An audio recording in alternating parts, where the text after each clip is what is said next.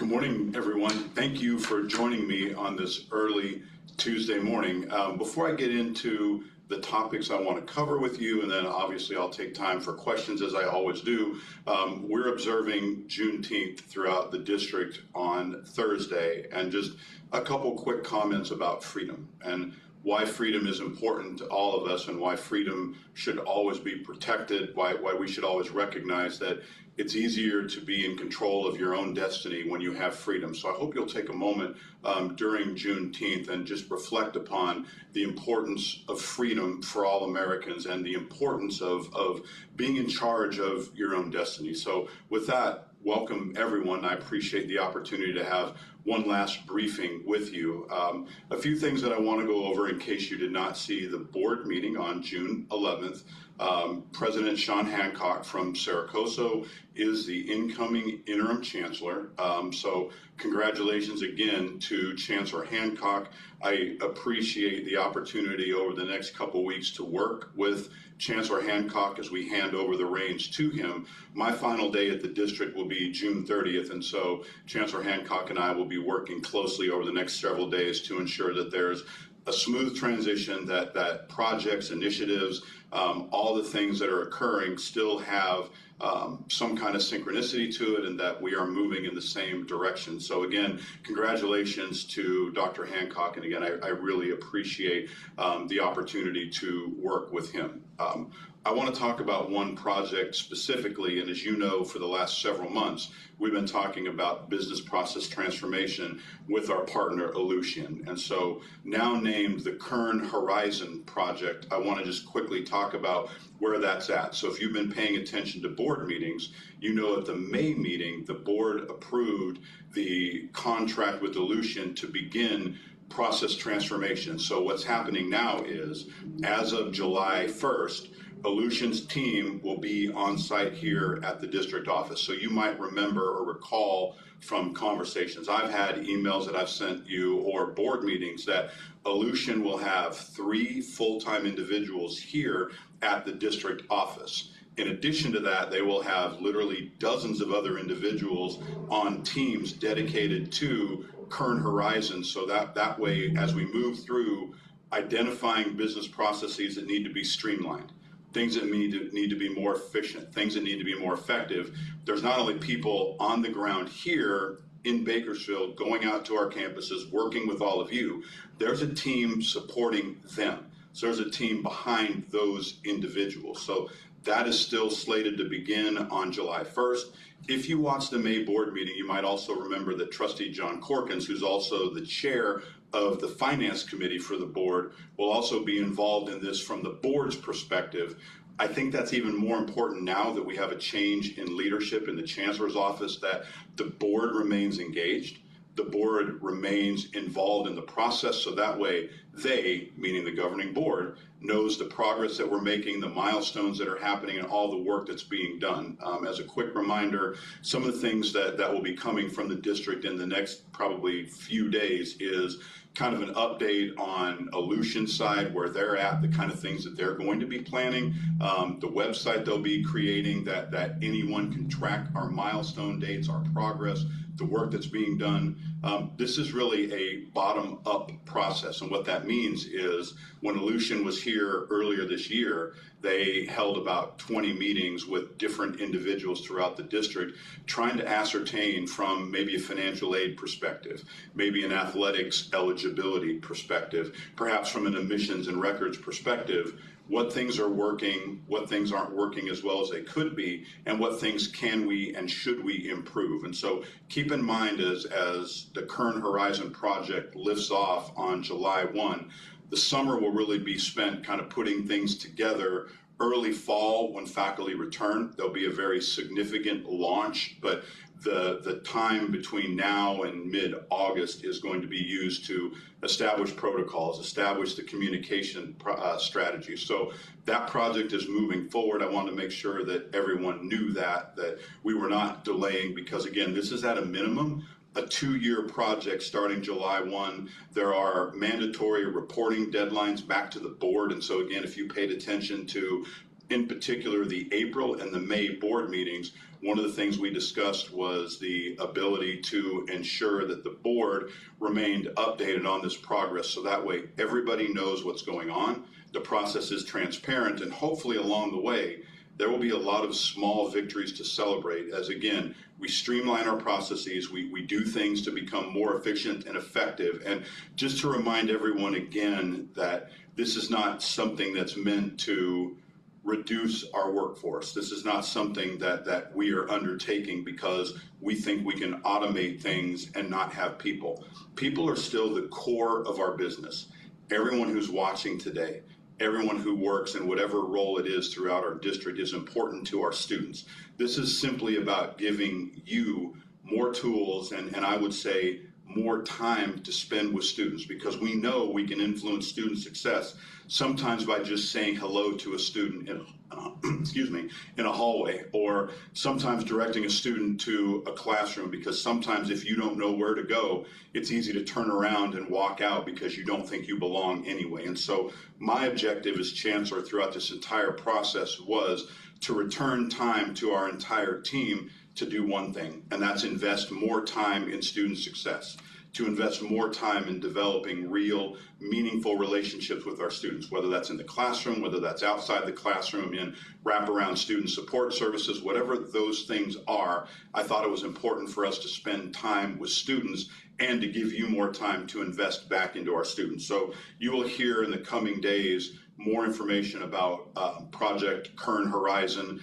There'll be a couple emails that come out from the district. As a reminder, we've centralized communications about this project to make it easier. So you will always see centralized communications when this project kicks off on July 1. Those communications will go out from Norma Rojas's office. Norma will work with Aleutian to make sure that, again, we just have one channel of information. That way you know when we're communicating things, what that is, what the next stage in the project is, and what we've accomplished so far. So again, I am looking forward to watching this project and seeing all the change that's going to come about with Kern Horizon.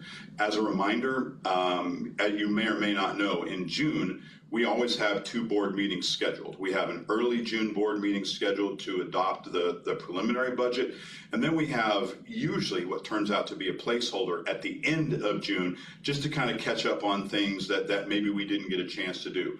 We are holding the June 25th board meeting just like we would any other board meeting, so that will be the last board meeting of the fiscal year. But it is scheduled, it is a regularly scheduled board meeting, but again, many times it's not necessary that the board holds that meeting. So the board will hold that meeting on June 25th. Unless there's a need to call a special meeting in July, the board typically goes dark in July, and then the next meeting is in mid to late August. So just as far as board cadence, we will have the June 25th board meeting. One of the reasons that I was asked to give this webinar was a couple weeks ago. I was at Porterville College, and I was speaking at an EOPS conference. There was about 11 colleges represented in the room, including our 3 institutions, Saracoso Community College, Bakersfield College, and the host of that event, Porterville College. And so the topic of my address to that group was just kind of leadership. How did I get on this path to becoming a chancellor, and just what could I talk to people about that might help them see a path forward to whatever it is they want to do in their future? What could I share with them? And so I went through some things about leadership that I thought was important: being authentic, being transparent, doing the kind of things that we're doing here right now, having this kind of conversation. When I was speaking, as I got to the end of that discussion, I said to everyone in the room that it's been a great privilege and an honor for me to do what I do with this district, particularly the district where I received my start as a student, as an employee. As many of you know, my life was changed through the interventional power of higher education. And without the Kern Community College District and Saracoso Community College, first as a student body president, a student trustee, and employee, there's no doubt that start put me on a trajectory that otherwise, without that intervention, it would be hard to know where I would be today. Probably not here with you having this conversation. And so I was talking to this group about the transformational power of what we do. And I said, and I'm now going to be making a transition in my career. And one of the things that I said there that our employees thought would be helpful to say here in this webinar is that when this opportunity came up for me, I was not looking for another position. Quite frankly, I had not updated my resume since I came back home to this district. By chance, I received a call, and from that call, some things happened, and obviously there's now a transition. But I thought it was important because after I was done talking, there was about 20 of our team members throughout the district who said, would you just say this on a webinar and just let people know the why? And I've been very careful not to make any of this about me. I've been very careful not to talk about this transition in the sense only other than my objective is to make sure that there's a seamless, efficient, effective transition. Now that we have an interim chancellor, Chancellor Hancock, he's going to do a great job. But I promised the team members that were with me at Porterville College that I would just very quickly talk about the why and that it was an opportunity that I wasn't seeking when it came to me. As I've given some of you who are probably on the call the same advice, I thought that it was a great thing to explore, not knowing where it would end up. And so that's quickly the why. I don't want to dwell on that. But again, I thought that it was important. I've been transparent since the day I've arrived. I've been authentic since the day I've arrived. And now that I'm close to the end of my tenure as chancellor, I don't intend to change that. And I just wanted you, our team members, to know that this was something that came to me and that I did explore, and obviously there's now a transition, but I'm also confident in the leadership we have at the district office. I'm confident in the leadership we have on our campuses. Our presidents are poised to do what they always do, and that is to lead our campuses and to work with all of you on ensuring that our students have a welcoming place. They have amazing professors in the classroom. They have amazing support services outside of the classroom. So we will continue to do what we do every day at this district. And so with that, I'm going to go ahead and start addressing questions. And as you know, I will read those questions out loud and then I'll answer it. And so the first question's a little bit long, so stay with me while I read this. So this question is, when will we stop seeing new administrators coming in at much higher steps than current administrators who were dropped multiple steps? This includes the new dean at BC and the new made-up AVC at the DO. The practice of hiring new employees into the same classification at substantially higher salary levels than incumbent staff creates a clear pay inequity. Employees performing equivalent work should receive equitable compensation based on experience, qualifications, and performance. When new hires are compensated at higher rates than long-serving employees in the same classification, it devalues institutional knowledge, damages morale, and raises concerns regarding fairness, equity, and retention. So I'm going to take this in a couple different ways. One of the things I want to do at this time is thank the Management Association, their executive committee, for all of the work that's been done over the past 18 months. As you may know, at the last board meeting on June 11th, we completed phase 3 of the management salary study. In more than 10 years, we had not done any study on the salary of our management positions. And as a result, we were losing out on qualified applicants across the spectrum because our pay ranges just weren't commensurate with other districts of similar size, not comparing us to districts in San Diego or other places where the cost of living is exponentially higher. But you may remember that we engaged in a salary study about 18 months ago. That salary study resulted in everyone being moved from the old salary study and then being ported over to the new salary study. That initial movement resulted in about an average increase for each management member of 13 to 15% over their former salary. Then we went through phase 2. Recently, we just finished phase 3, which is ensuring that people were in the appropriate range and then the appropriate step in that range. So just to give you a little bit of background and then kind of getting into the question, the new AVC at the district office, let me address that. So there's an assistant vice chancellor position at the district office that is a temporary position. It's working with the state chancellor's office. So to give you a little bit of information, the state chancellor's office has received grant funds from the state to establish a technical network to support institutions, community colleges throughout California who want to start an early college program. So this is being done in collaboration with the Early College Academy at McFarland High School. So this position was hired with grant funds coming from the state chancellor's office to support the work over the next couple of years. So what will happen is that position will help our colleges. So there's, as you may know, 116 colleges in California, 73 districts. Not all colleges have a significant early college program like we do. And so this technical support network was established to help those institutions and those high school districts who wanted to either begin an early college program or may have a smaller scale early college program, and so they wanted to be able, state chancellor's office, wanted to be able to build a technical assistance network. And because McFarland High School, as many of you may be aware, is kind of an exemplar for early college programs. So every incoming ninth grader at McFarland High School is enrolled in courses at Bakersfield College, and then many of those students track, and many of them graduate not only with their high school diploma, but with their associate's degree. So the state chancellor's office, in collaboration with McFarland School District and the Kern Community College District, is putting together this technical assistance program.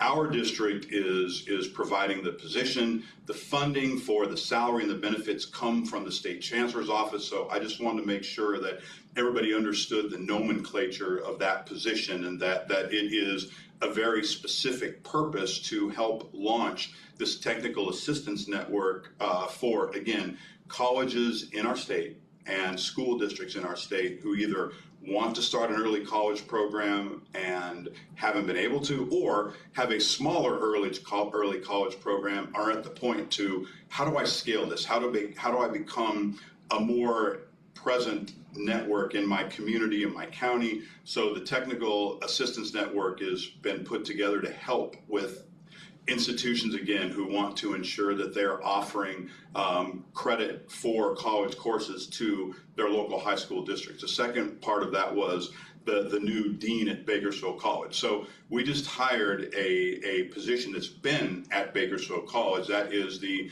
Dean of Instruction, Kinesiology / Athletic Director.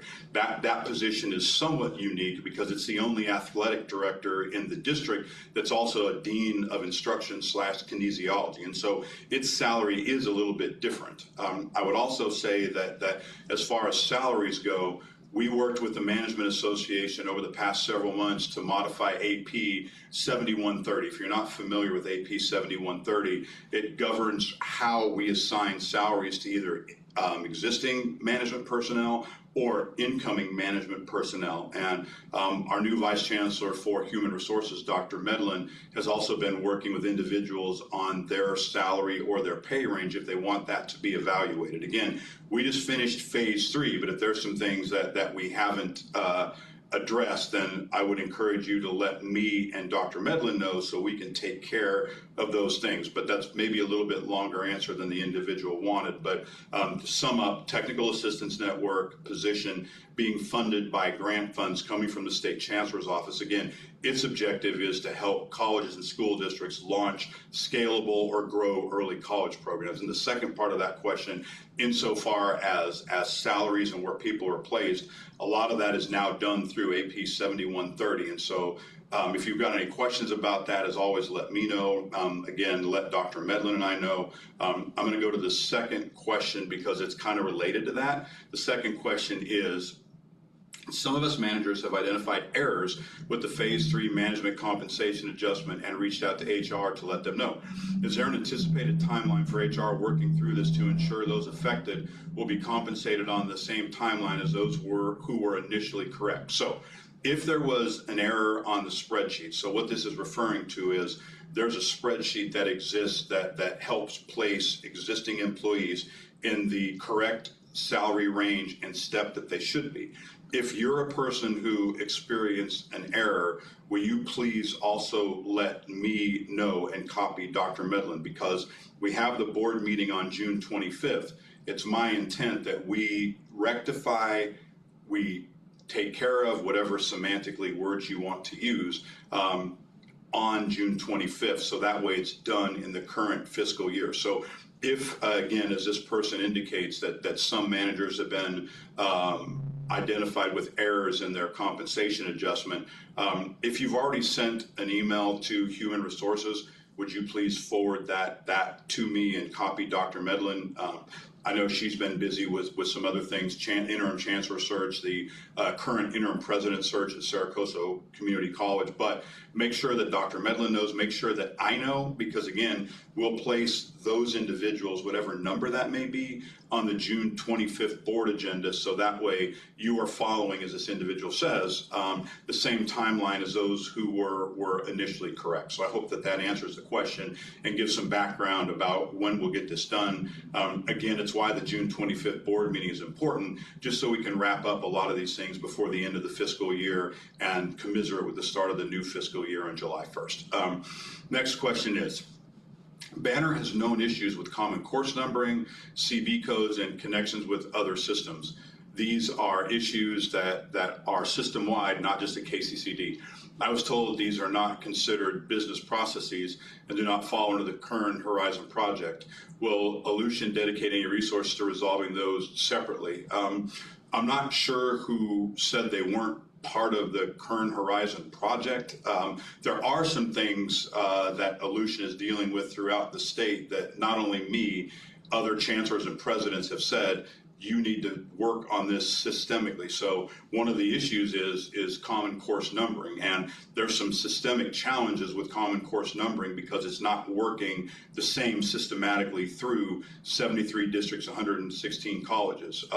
Aleutian is going to be dedicating resources to not only helping us, but it's been very clear to Aleutian, again, from me, other chancellors, and other college presidents throughout the state, that systemically there are some issues that Aleutian needs to address, not things that are commiserate with our business processes, but things that are, again, to this person's point, that are system-wide. If we're having challenges with common course numbering and connections with other systems, then the issue is that that's a problem. You may not know, but about 2/3 of the community colleges in California either use Banner as we do, or Aleutian has another system called Colleague. So about 66% of 116 colleges in our state use Aleutian products, again, whether that's Banner or Colleague. I've had a chance to sit with Laura Ibsen, who is the CEO of Aleutian, and had private conversations with her, not only about the things that we need improved, but the systemic issues that Aleutian needs to address. And so Aleutian is already dedicating resources. To give you an example, Aleutian has assigned one of their senior leadership team members primary responsibility for the state of California. Before, Aleutian had an individual who was responsible for, let's call it the West Coast. Aleutian has now made a change. They have an individual who is now working exclusively with our state because, as this individual points out, this is not just business process transformation. This is systemic issues that are causing problems. Some of these problems manifest themselves when we're trying to do MIS reporting, the MIS 320. If the data going into our reports isn't reliable or isn't validated, then there's a concern, obviously, with the accuracy and the quality of the information as it exits Banner and perhaps goes into the state chancellor system, particularly with MIS reports. So Aleutian is dedicating resources to resolving those, both inherently with what we're doing and separately, because again, 67% of our sister institutions are experiencing the same things. The next question is, it was observed on the Aleutian site that they are seeking applicants for the support position at KCCD.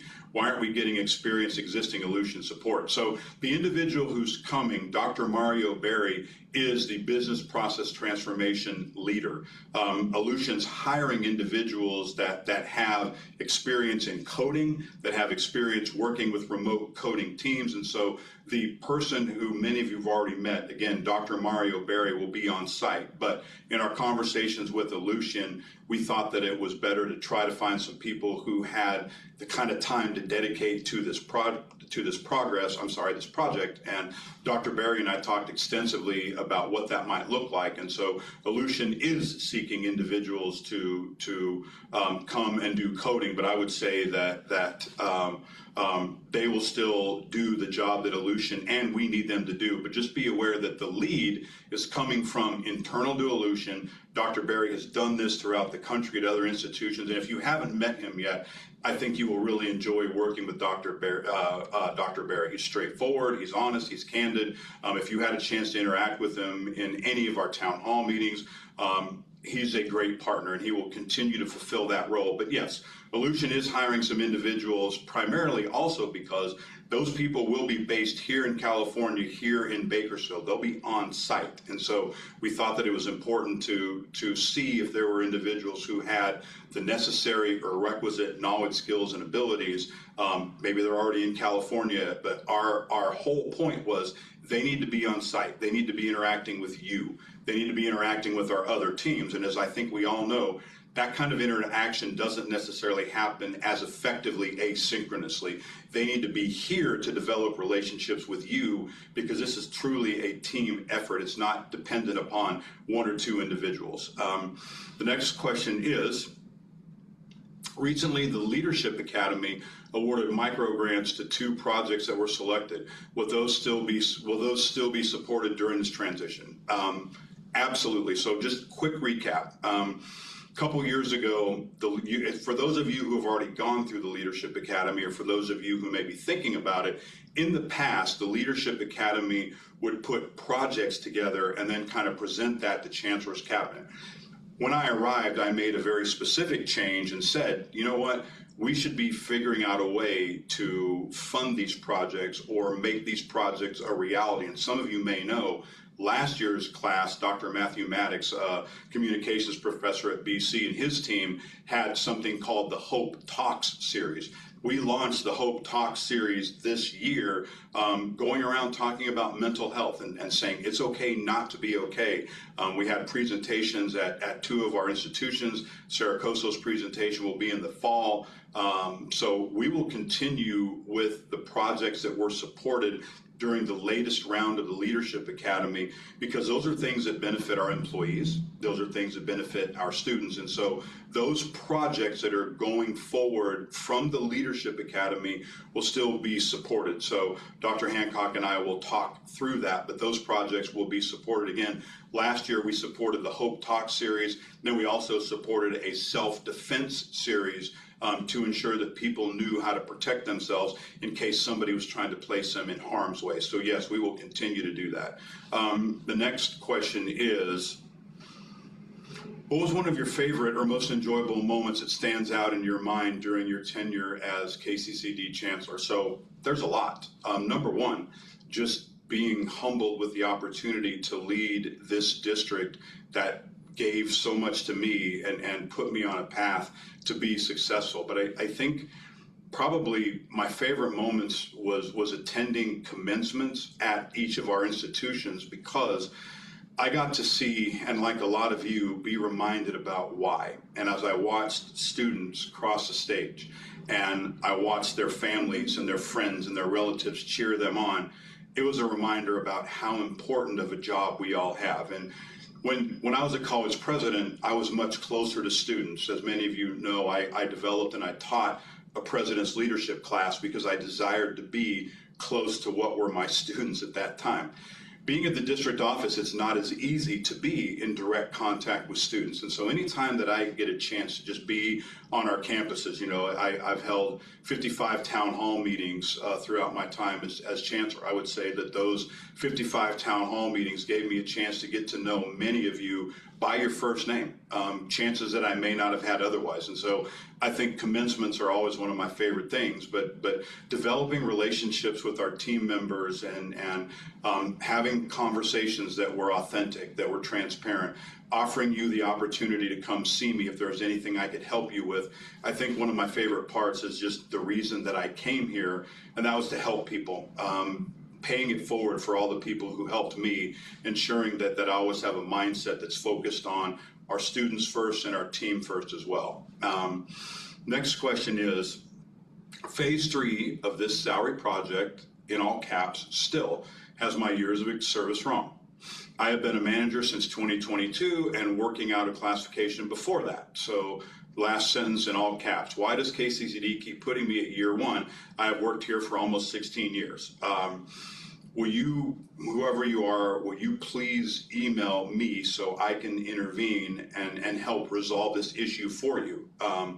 I don't know about your individual circumstance, but I'm happy to help you. So if you will please just let me know who you are, where you're currently classified, then I can work with Dr. Medlin to make sure that that's addressed. I'm sorry that's still happening. Thank you for letting me know, but if you will please send me an email so that way I can intervene. Remember, there was an earlier question about how are we going to address people who still had some errors with their salary calculations, and just as I said a few moments ago, we will do that at the June 25th board meeting. So it's incumbent, please email me as soon as possible so I can help address that situation. The next question is, the document used to calculate who should be, the document used to calculate who should be stepped up on the phase 3 of the management compensation had the years of service for many managers listed incorrectly, and people who should be receiving steps up are not receiving them. What is HR doing to rectify this? Insofar as I'm aware, there were conversations with the Management Association HR about correcting that spreadsheet before it went to the board for approval last week. Clearly, as a part of this conversation, that in many cases hasn't happened. So I would respond as I've done to 2 other individuals.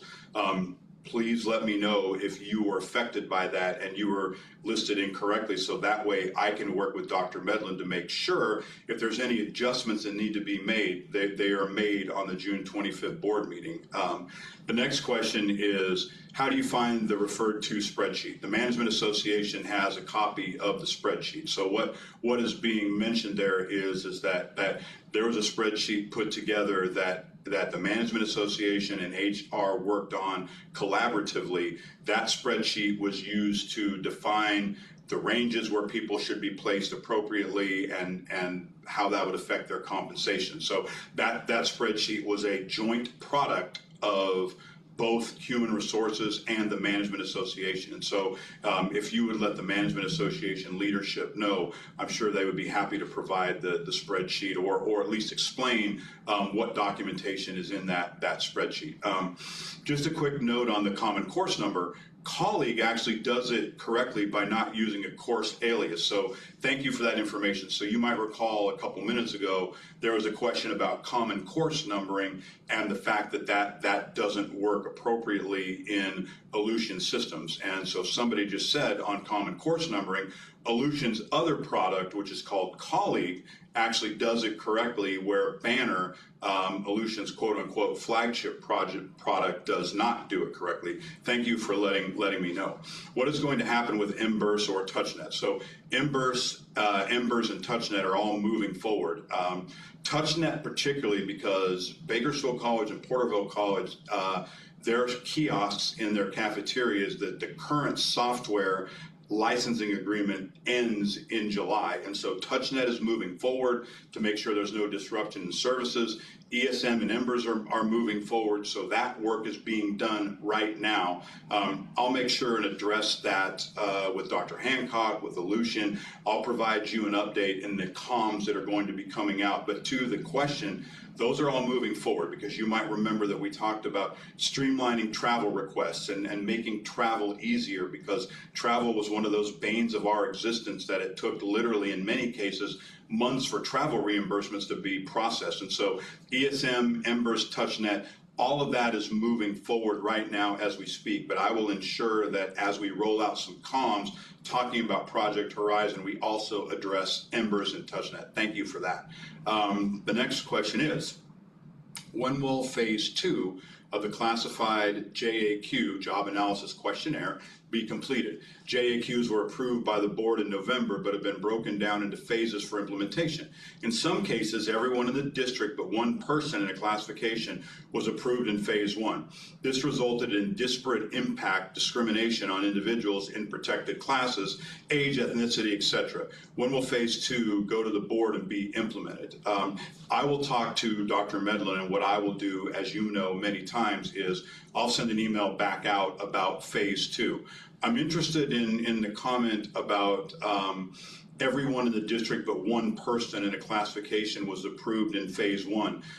If you would, can you let me know about that individual and the quote unquote disparate impact on that person? And so I just need to understand why one person wasn't approved in phase one. So I don't have enough specifics to answer that.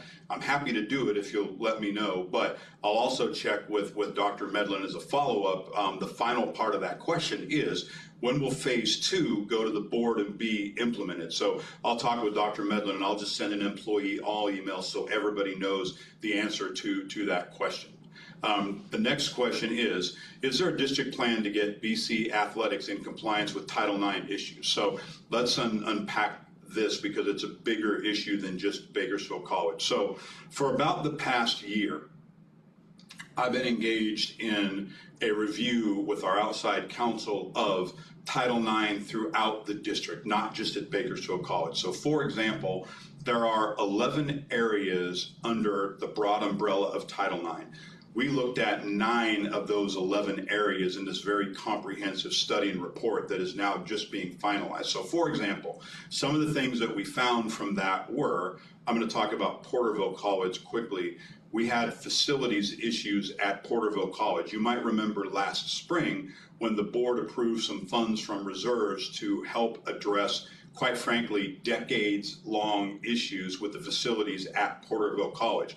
That was included in the Title IX scope. We looked at facilities throughout the district, but it was clear in that review we couldn't wait until the report was produced to take steps to alleviate situations like at Porterville College. Some of the other things that the Title IX report is looking at is pay inequities, and what I mean by that is pay between coaches throughout the district, pay in coaches of different gender sports, pay with assistant coaches, because like many districts, we don't have everything synonymous with pay. And so we want to ensure that our coaches are paid equitably, not necessarily equally, but equitably. And so Title IX report is going to be done. There'll be a summary provided to the board in the upcoming days and weeks. And then from there, the board and Interim Chancellor Hancock will have an opportunity to talk more about that. But the Title IX issues are not just at Bakersfield College. I thought it was important when I arrived as chancellor and I started hearing about Title IX issues again, whether that was facilities, whether that was pay for coaches, full-time and part-time, that we looked at Title IX comprehensively.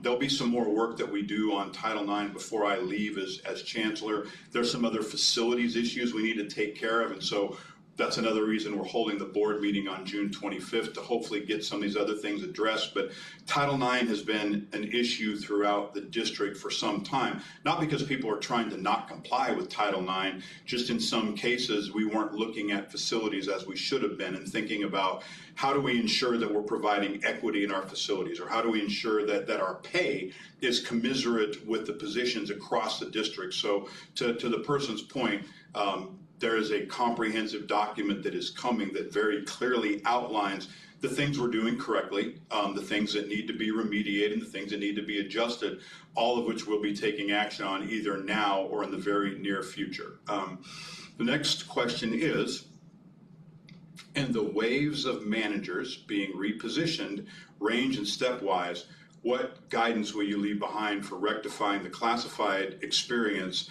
long abused by HR, minimizing placement via misinterpreted contract language? So I think the thing that I would leave behind that's probably the most important is the Vice Chancellor for Human Resources, Dr. Medlin. Dr. Medlin's experience in working in California is amazing. She's worked with groups throughout our state. She's worked with bargaining units. You may have heard at the last board meeting that our classified Senate presidents commended Dr. Medlin for the work that she's done. So if you're talking about legacy and what I'm leaving behind, I think I'm leaving behind an individual who understands the role of the Chief Human Resources Officer in a multi-college district, a person who values the employee experience, and a person who's a partner, whether it's at the bargaining table, whether it's in job description review, JDR, or job analysis questionnaire. I think the most important part is having an individual who has the expertise, who has the appropriate mindset and the philosophy that we are here to serve. As Chancellor, I'm here to serve you. Our Vice Chancellors are here to serve you. Our Vice Chancellor for Human Resources, our Chief Human Resources Officer, I think is here for the right reason. She's here to also help serve. And so I think that Dr. Medlin, in the almost 5 months that she's been here, I think has demonstrated her duty of care to our district and that she wants to be a partner. She's responsive, she's proactive. She ensures that if there are issues that we address them expeditiously. And again, she's seen as a partner. So I think it's a really good question. As far as legacy goes, having the right people in the right positions is critical to move our district forward. Next question is, Chancellor Bloomberg, I just wanted to take this time to thank you for providing everyone here at Kern CCD with an avenue to have a discussion with you on matters that affects us. I mean, you are 100% welcome. I just think this is important. I think that as a leader, as a CEO, as a chancellor, you should stand in front of people and talk to them, not at them, talk to them, answer tough questions, have difficult conversations, be authentic, be transparent. If you don't know the answer, don't make one up. Just as I said earlier, with the phase 2 JAQ study, I will find out what that answer is and let everybody know. It's okay not to know everything. I think sometimes as leaders we get into trouble when we try to know everything, every little detail. That's not humanly possible. So be transparent, be authentic, and ensure that if you don't know, it's okay to find out the answer and report back. So thank you for that. I just think it's important. This time is valuable for all of us. It's valuable for me because I get to hear and see what you're thinking. And if we didn't do this, if we didn't have town halls, and we didn't have all the feedback channels that we currently have, I would be missing out on hearing from our most important internal constituent, and that's our team members, our employees. Somebody just made a note that said, earlier somebody asked a question about the spreadsheet for the Management Association. The spreadsheet can be found at the bottom of the last week's board meeting agenda under the HR section for anyone that wishes to go find it. So thank you for that information. So if you go into Diligent Community and you go into the meeting agenda under the HR section, that spreadsheet is a public document. It's on there. So if you have any questions, if you're curious, anyone can go look at that document. So thank you for pointing that out. So if you're interested, it's out there now in Diligent Community. On the June 25th board meeting, will we hear anything about the hybrid survey we had a while back? So one of the things, I don't know that we'll talk about it at the June 25th board meeting. However, one of the things that we have been working with, particularly, I want to thank Vice Chancellor Ostash and her team, as well as institutional research, Dr. Emma Blackthorne, for the work they're doing now. So Heather and Emma are doing work on some proposed policies that would go into effect about hybrid work.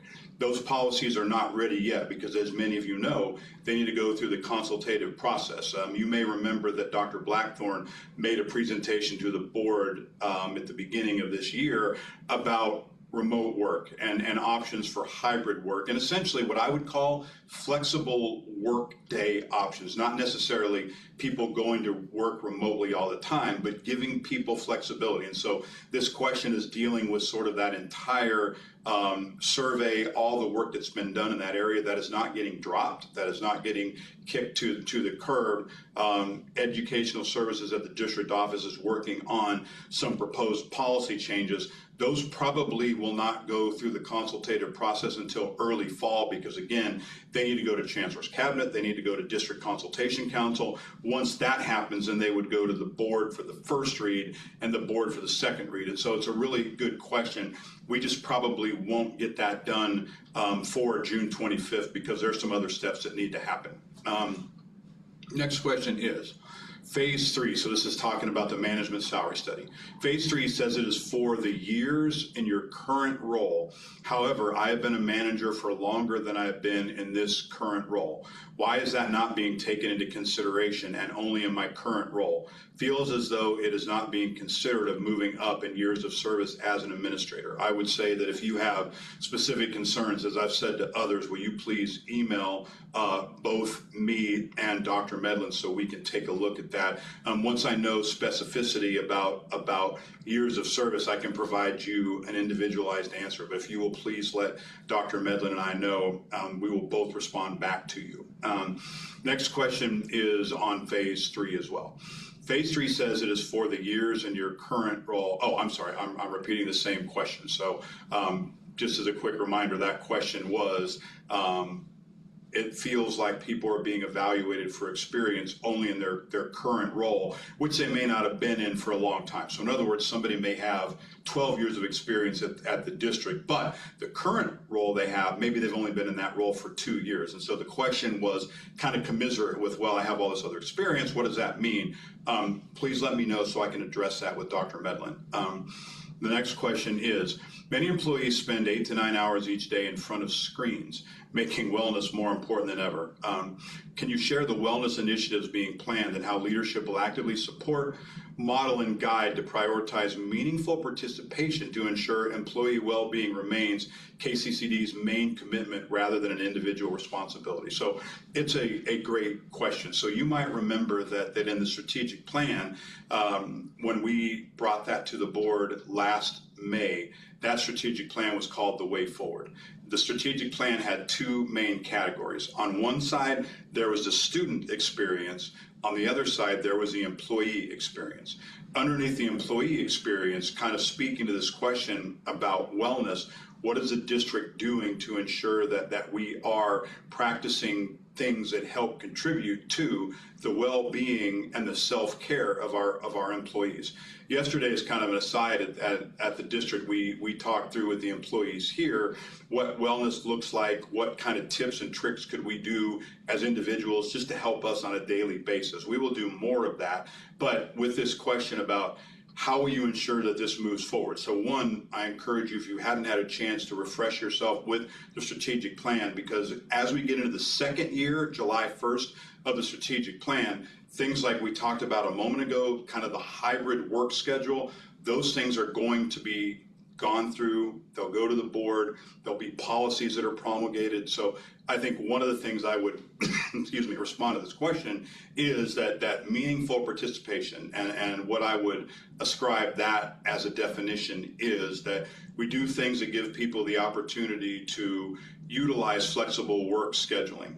We do things that are intentional in the workplace because it's difficult to spend 8 or 9 hours each day in front of screens. One of the things I'll say is, if you're spending 8 or 9 hours in front of a screen, do you have a stand-up desk? And I know that may seem small. About 18 months ago, I made the transition to a stand-up desk, and I will tell you, I feel really differently with a stand-up desk than I did before I had it. It just helps me to move around. When I'm doing the same thing that many of you are doing and spending time in front of the computer, answering emails, addressing questions, doing the things that I need to do every day, that can become tiring. That can lead to eye fatigue. That can lead to eye strain and all kinds of different things. So I would tell you that in this question, that the information that's in the strategic plan, we are still moving forward with. Keep in mind, we also said that every year there would be a scorecard that went to the board in a public board meeting to essentially say, okay, what did we do with the strategic plan? How have we accomplished the things that we wanted to accomplish?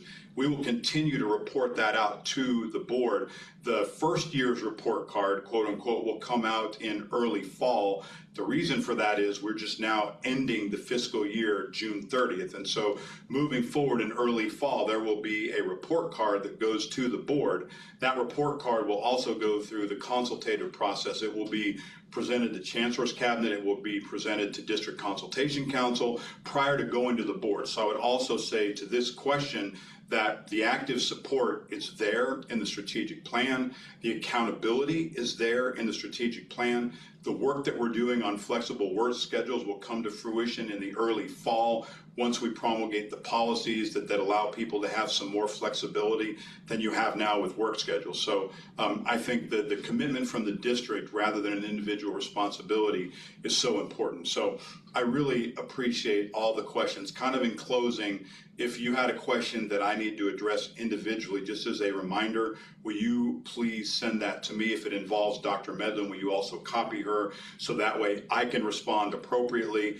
We are operating under a deadline as far as the June 25th board meeting goes. So the sooner you get that to me, the sooner that I can address that question. So I think in closing, in standing before you for the final time for Bloomberg's briefing, I really just want to say two words, and that's thank you. Thank you to everyone who does something at this district to support students, whether you are in maintenance and operations, whether you are a custodian, whether you work in admissions and records, whether you work in financial aid, whether you're a dean, a director, a president, a vice chancellor, an associate vice chancellor, IT, name all of the different areas of the district. Thank you for the job that you do. Thank you for the opportunity from the bottom of my heart to get to know you. It is an amazing thing to get to know the people who do the work every day, and I wish everyone all the best.